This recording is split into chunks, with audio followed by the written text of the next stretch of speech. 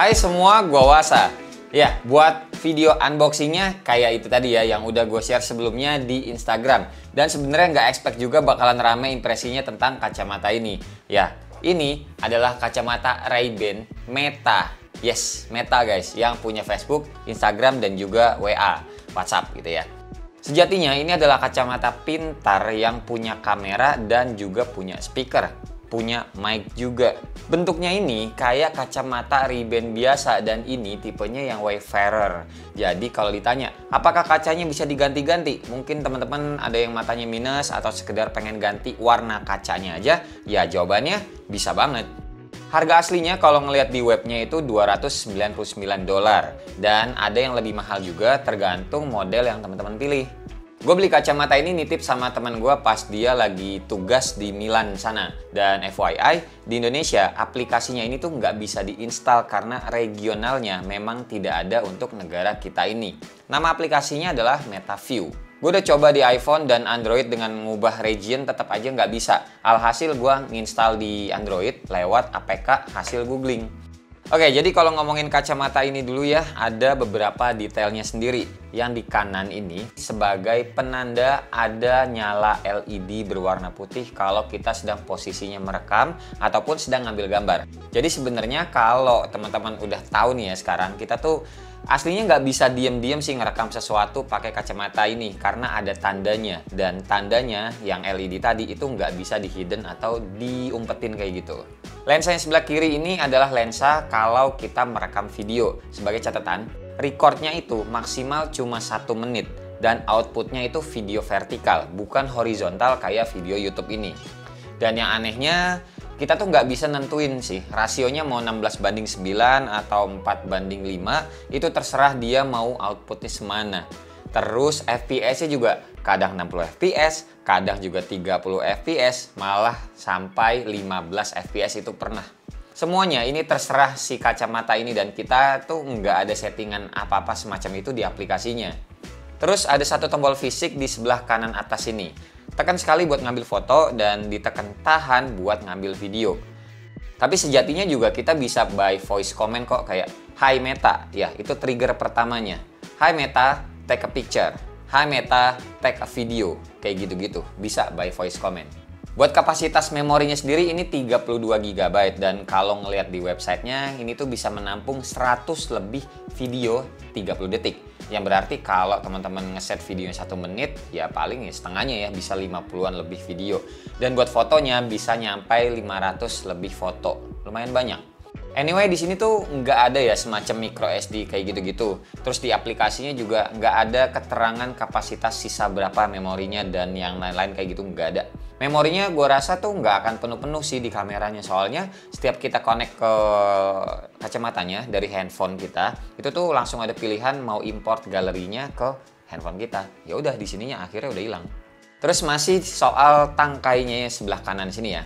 Ini juga ada sensor yang biasa kita sentuh-sentuh layaknya TWS. Di tap sekali buat pause, play, video, musik, ataupun di next song di tap 2 kali kayak gitu-gitulah. Terus bisa juga kita slide ke depan ataupun ke belakang gini ya buat ngegedein atau ngecilin volume. Terus kacamata ini juga ada speaker pastinya di kanan sama di kiri. Kelihatan nih di bagian atas sama bawahnya ada semacam kayak lubang-lubang keluaran speaker gitu.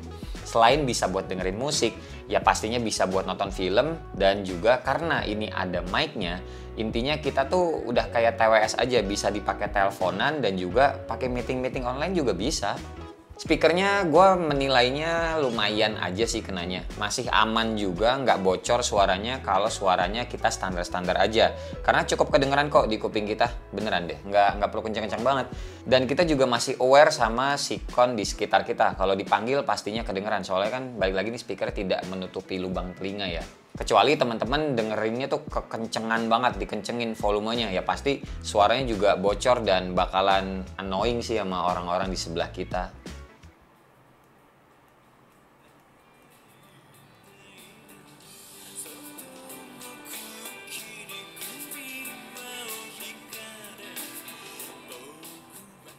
Buat kapasitas baterainya jujur gue belum nemu sih berapa miliampere ya. Cuma seingatnya gue kemarin itu pas gue pakai trip ke Jogja, ini sekitar 4 jaman tuh masih survive.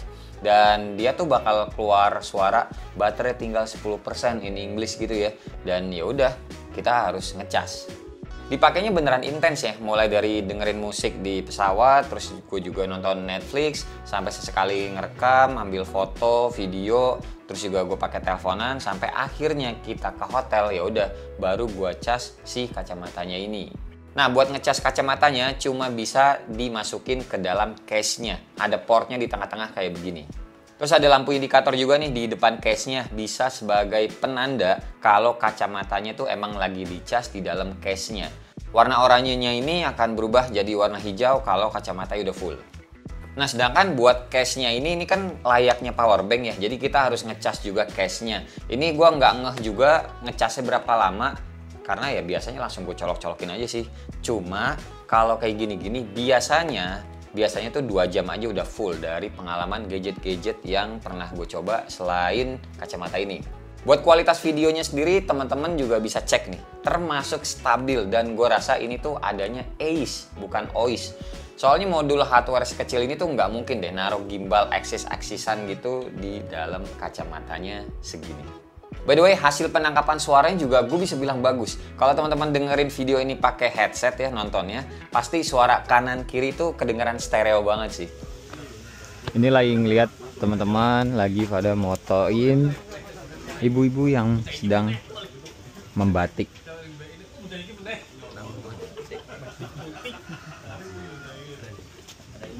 Situasinya masih asri banget. Dan ya seperti inilah. Senyum dong. Anda, saya rekam. Oh, lagi rekam. Yang pasti softwarenya udah lumayan matang ini untuk ACE-nya, karena gue coba kemarin ngetes live di IG, hasilnya tuh tetap smooth dan gambarnya bagus. Tergantung koneksi internet juga sebenarnya. Terus ada notifnya juga ternyata nih di penonton ya, kalau kita nge-live-nya itu pakai si kacamata Ray-Ban Meta ini. Untuk live-nya sementara bisanya di Instagram sama di Facebook aja. Ya wajar lah ya, sesama produk-produknya si Meta. Makanya nggak heran ACE yang biasanya tuh nggak works gitu di aplikasi pihak ketiga, tapi di 2 aplikasi tersebut bagus-bagus aja kan hasil kameranya. Kesimpulannya, apakah kacamata ini worth it untuk dibeli? Menurut gua sebagai tech enthusiast sih worth banget malah kenanya. Soalnya kacamata pintar ini tuh dari zaman-zaman dulu ya.